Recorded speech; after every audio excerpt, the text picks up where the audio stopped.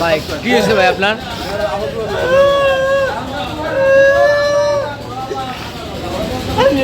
বিপদে ও আমারে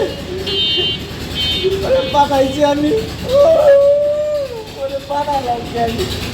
ওরে পাঠালাম কে ওরে আমি কালকে ভাই চাকরি দিয়ে মারা নামো ও কাকি নামো ভাবি যাই তুমি জানো জানে এই রোডটা মানুষ জানা ওর ওটা জানে মালদিন ডেলিভারি ভাই কাস্টমার নিয়ে আসবে আমি এনে তো অনেক কেমনে ঢুকবো এমনি আমার ঘরে মাল আমার কান্দার মাল আমি ভাবতে হয় ডেলি কাস্টমারের মাল আমার ওটা আমার কথা বুঝতে লাগবে না মাল খা মাল এই কাস্টমারের ও আমি বিদেশি এবার বিদেশ মাল কালকে রাত করে দেওয়ার কথা মাল ডেলিভারি কাল রাত করে দেবো ওর ডেলিভারি এই জন্য কাস্টমার ফোন করে কই দিচ্ছে দর্শক রয়েছে এই মুহূর্তে কুঞ্জিনগর বাজারে। আজকে সকালবেলায় একটা অপ্রীতিকর ঘটনা ঘটেছে, যেটি কুঞ্জিনগর বাজারে ঘটেছে।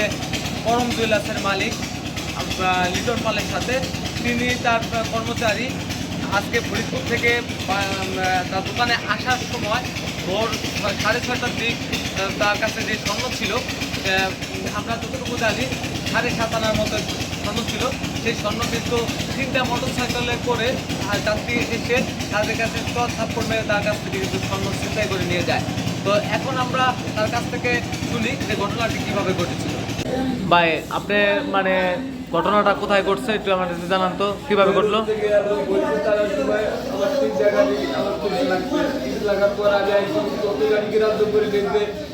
ওরা আবার 20 লাখ ওরা আমি বলছি ওরা এমনি ওরা এসে 5 বাড়ি কিন্তু এই চলতে ঢোকার সময় ধরে ওর 3 টাকায় আমারে আজব করে আমার কাছে আমার বেদ তাবর দিতে চলে গিয়া তাবর দিয়ে গাছ করতে তপ্তা লেগে গেছে আমার